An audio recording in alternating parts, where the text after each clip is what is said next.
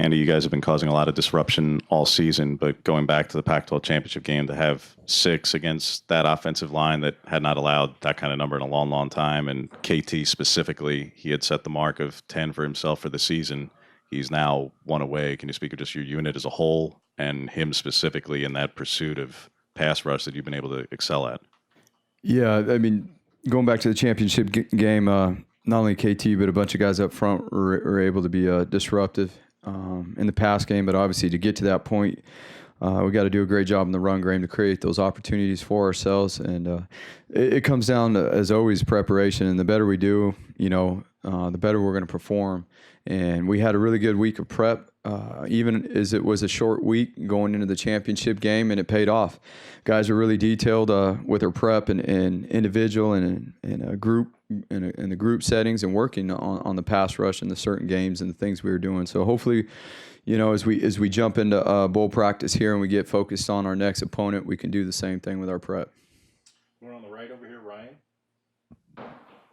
I know you week in, week out say this is the best whatever we've faced so far, but in Jonathan Taylor, I mean, what do you see from him? Is his reputation there on film that you're seeing?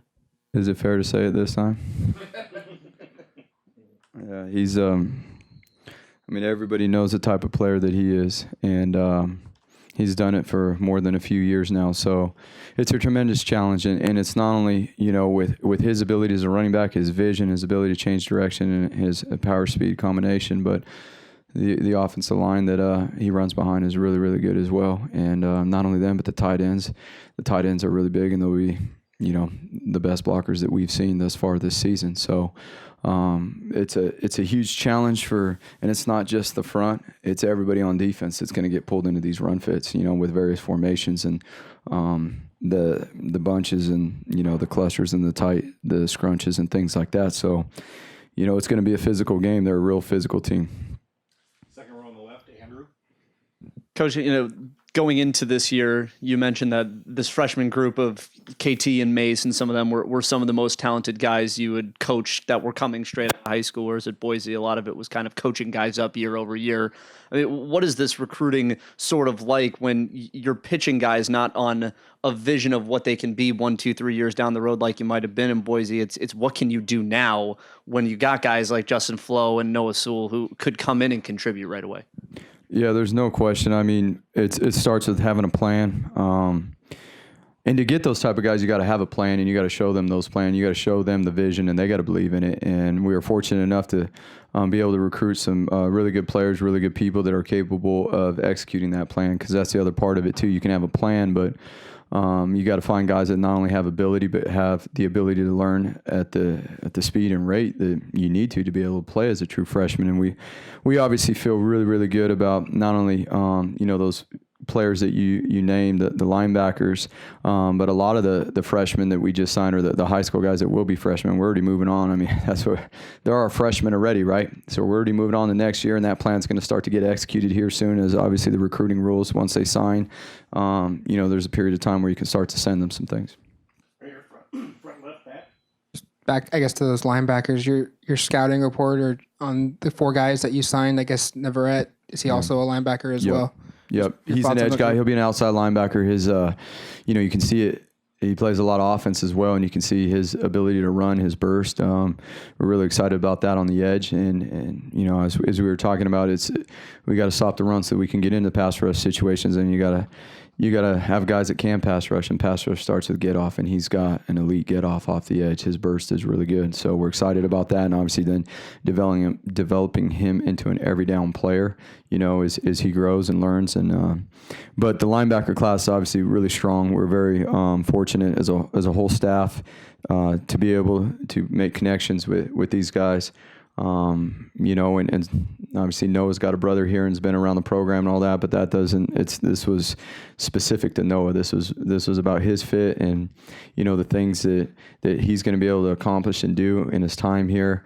And obviously, Jackson Jackson now is an unbelievable player, and he's extremely smart with unbelievable instincts. And I think as you see all these guys, they can all blitz. They're read and react players, all of them, and they can blitz and obviously cover. And Justin Flo was the last addition there, and obviously it's a huge get, as all four of them are.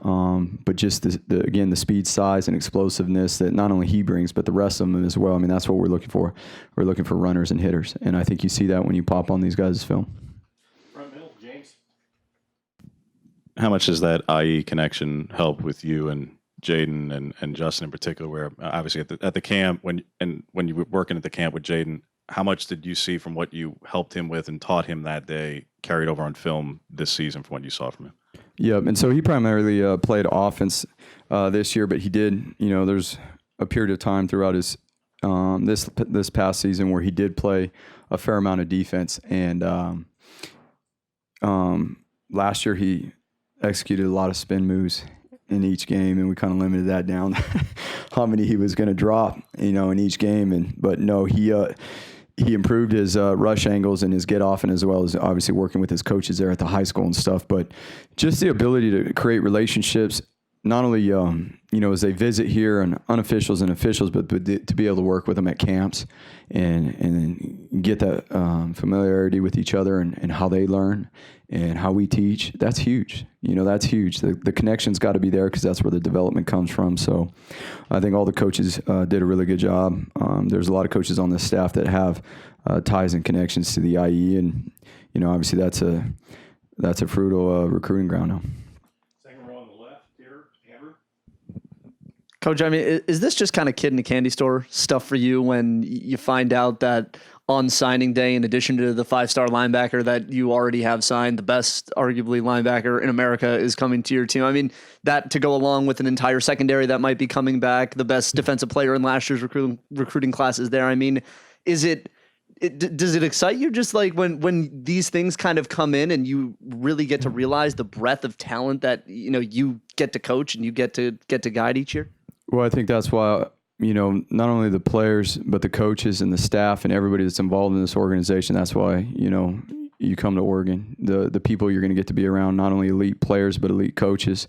And everybody has a responsibility and role in this facility. There's 6 levels of it. There's a lot of people in here, and everybody's really, really good at their job. And so it takes all of us put together, to develop these guys. And, we're really fortunate. Again, there are not only people here that are really good at their responsibilities, but really good people. And that's where the connection and the draw is. And obviously those connections are what it takes to develop these young guys as well. It's really, really hard. It's not an easy process by any means, but we're very excited about the class we have coming in, the D linemen coming in, and our, their size, length, speed, and their production on the field is really, really high. So we're excited about all the levels: the front, the linebackers, the DBs, and now we got to gel them all together too. It's about getting them ingrained in the culture and making sure that this class is bonding when these young men show up on campus here. They've got to have bonds already created, and so that we can jump in and get to work, and so we can get moving quickly. On the right, Ryan. Obviously, Panay's cleaning up on the award circuit, and Kayvon ended up being the Pac-12 Freshman Defensive Player of the Year. What's it like in practice when those two go at it, and how much do you think that helps both of them, reach their potential? Yeah, there's no question. I think iron sharpens iron. That's one thing we talk about all the time. And you can't show up to practice here, and go half speed. Otherwise, you're going to get exposed. So the competition breeds our hard work. You got to show up and be ready to work every single day. It's the amount of talented players we have, which is good. And obviously they do. They make each other better, and they work at it too. They'll. It gets feisty out there at times, but they love each other and take care of each other as well, and they'll coach each other and love each other up when one of them gets each other. Not just those two in general, but they work to help each other. They really do. It's pretty cool to see. Front left, Matt. How much versatility does Noah Sewell bring of, I guess, just playing multiple positions? He's a very unique body type for what he can do. We've been pledging for him to be a Wildcat running back down in the red zone, so I don't know. We'll see what happens with that. But, there's a couple of these guys that, the offense could throw over there and they could do some things. But, Noah's football IQ is off the charts, and the ability to have football, conversations with him about what he's doing on at his high school and the things, and to be able to watch him practice and lead his defense and the way he communicates before the snap and the way he leads his team, it's remarkable now. And those are the traits that we look for in all the guys that we recruit. The ability to communicate is huge. If we're not all on the same page, then it's not going to happen. So, the traits you want to see and that you would hope to emphasize and hang your hat on, you got to recruit those. Right middle here, Warren. From as a former player and now at DC, I'd like to get your perspective on those two players, on Noah and Justin. Have you ever seen players like that, let alone two, come to a single university? Just in your perspective, have you ever seen that before? Obviously, I've never been a part of something like that, but hopefully we can continue to, make situations like this happen. They're unique in their own ways. Obviously, they're both extremely talented, as Jackson is. I mean, Jackson in his own right is extremely, extremely talented, and there's a lot of similarities with him, But yeah, they're two very highly talented recruits that are extremely skilled and love the game and work really, really hard. They're very passionate, and that's another thing that we're always looking for. How much do these guys love the game? And I think when you turn on the game and watch not only these two, but the class, you watch the way they play, and we're looking for guys that want to lead too, not only by how they play, but again, how they communicate, how they work off the field. There's a lot of things that go into it, and we want to continue to build our culture here, and we feel like those guys with their certain traits are going to be able to help us do that as well. Second row middle, Ashley. You only had 1 year really with Marcus Arroyo. What's kind of your relationship with him, and what's your message to him as he moves on to his next endeavor? Yeah, it's a new adventure for him and his family. We're all fired up for him. That's awesome. And it's obviously in this profession, it's always exciting to see guys you work with get an opportunity to become head coaches. And it's been great working with him. I've learned a lot from him in the year's time. Coach is awesome about working together with the coordinators, and so we spend time planning things out together. And he was always obviously very awesome to work with and plan the things out, the fall camps, and handling the scripts when we're going against each other in fall camp and spring. It's like really good to work with someone that we're trying to make each other, just much like we were talking about with the players, right? Like we're trying to help them get better. They're trying to help us get better. And that's always a great working relationship. So, obviously we're bummed to see him go, but excited for him too and his new adventure for him and his family. Front middle, James. You can't answer for how Brady and Bryson were used a year ago, Andy, but when you get here in the spring and it's a crash course of install and all those things at the time, Yeah. when you got around to watching tape from last year and analyzing what you saw there combined with what you're seeing in the spring, when did you identify that they could be used in the roles you have them and be did you ever really foresee the level of excelling that they've had the second half of this season? You could argue they're maybe the second and third best defensive players on this unit. So did you ever see that level from them going back in March and April? All the way back to March and April, I will say this: the two things as you ask that question that stick out to me about those two young men is those guys' willingness. And we go back to it again, the care factor to learn and to give me more, help me. What can I do? What can I learn? That's something that hasn't fallen off. Obviously, they've progressed and they've developed throughout the course of the year, as well as a lot of other guys. You think as we're traveling around recruiting last week and having film on the iPad and flying, you have the ability to watch a lot of things and just kind of go back, and you see how much more comfortable guys are obviously now here at the end of the season opposed to the first quarter of the season, and it's remarkable, and it speaks to the type of program the coach is leading here in terms of learning and development and the emphasis we put on that. And even going down here into the last stretch, as we prepare for this game, there are so many areas that we've emphasized in the last week of the last couple of days of practice to get better at. There's plenty of room, and we're going to have to get better at obviously to compete here with this team in the Rose Bowl. Second row left, Andrew. And it's it's a little bit different than the Red Box Bowl or the Vegas Bowl, where you enter the dead period and then you're kind of right there planning for that bowl game. I mean, what is this dead period, at least this next 3-4 days, going to be for you personally? Just being able to maybe take a little bit of a breather and maybe look at things from 30,000, or are you just going to go right straight into film and there won't be any break here? There hasn't been a breather for a little while. There's a lot that goes into it even before, we've been looking at Wisconsin for the past week and things like that. But obviously even before that, we were focused on our last game and the things that we've got to do to clean ourselves up from that game, as well as, already starting some self-scout from the season.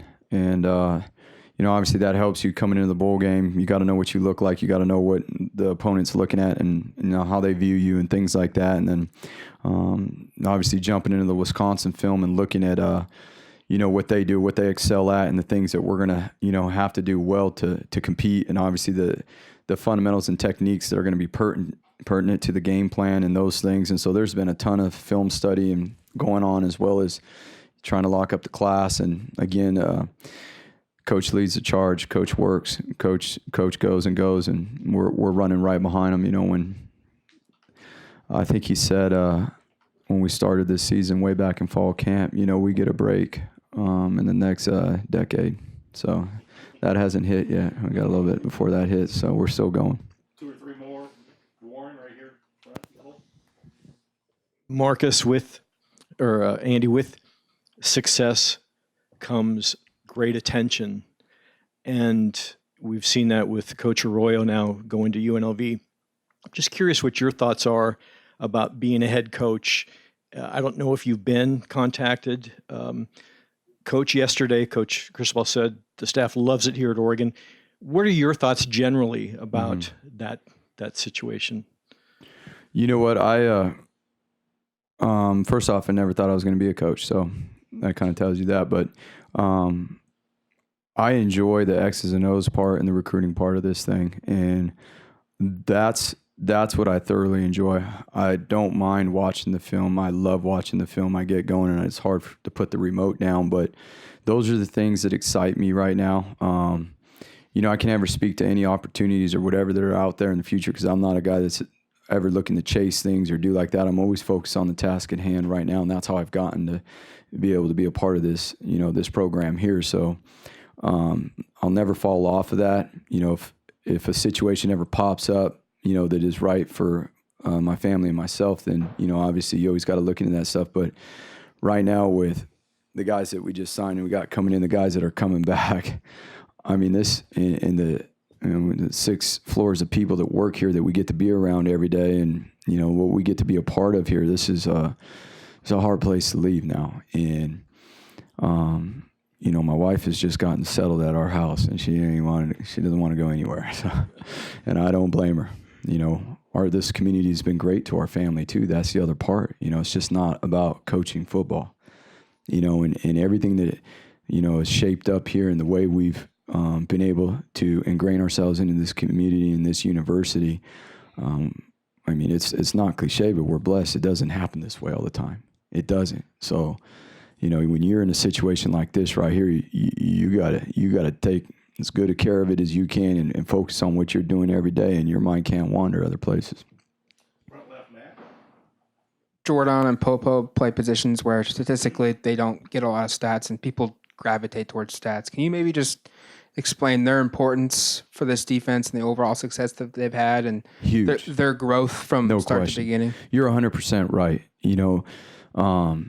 The defense starts with those guys. I mean, if they aren't who they are, and those two teach each other and push each other, and they both, and we're watching a ton of film, and it wasn't Joe, it wasn't me, it was actually Ken yesterday. It was like, wow, man, these guys' footwork and the way they're working and all this stuff, it looks totally different. Their development and where they're growing. But you're right. I mean, they don't, just naturally at that position, but it all starts with those guys, the way they work, the way they set the tone, inside there.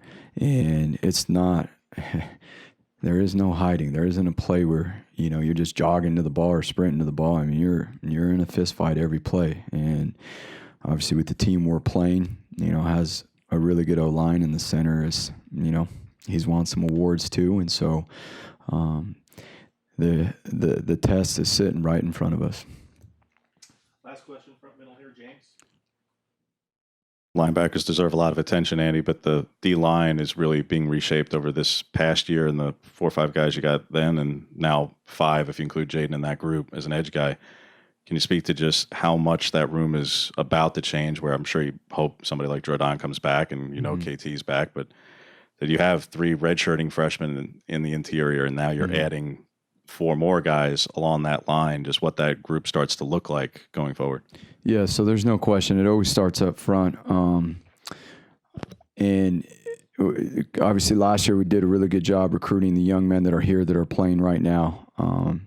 And there's a few of them too that are very capable of playing right now. Obviously we've got some older guys that have done an unbelievable job and really helped the young guys grow too. Drayton, Austin, you know, and obviously Jordan is a junior and has done a great job helping these guys. And the young guys in practice, they're night and day from when they started back in August. And Dorless gets, you know, Dorless obviously plays and is going, but we've got some other young D linemen too that are going to be excellent players here. And then, you know, you add in the guys that we signed in this class that we feel like, you know, everybody that we sign, you know, we recruit them, we evaluate them, we look at them as, you know, their work ethic, their character, and their ability, obviously, on the field. And we're always trying to make ourselves better. So we feel really good about the 4D linemen that we signed. And, you know, obviously, yeah, like you said, Jaden is an edge guy to provide some edge pass rush and some flexibility, the ability to rush, drop, and do different things with him as well as an athlete in space.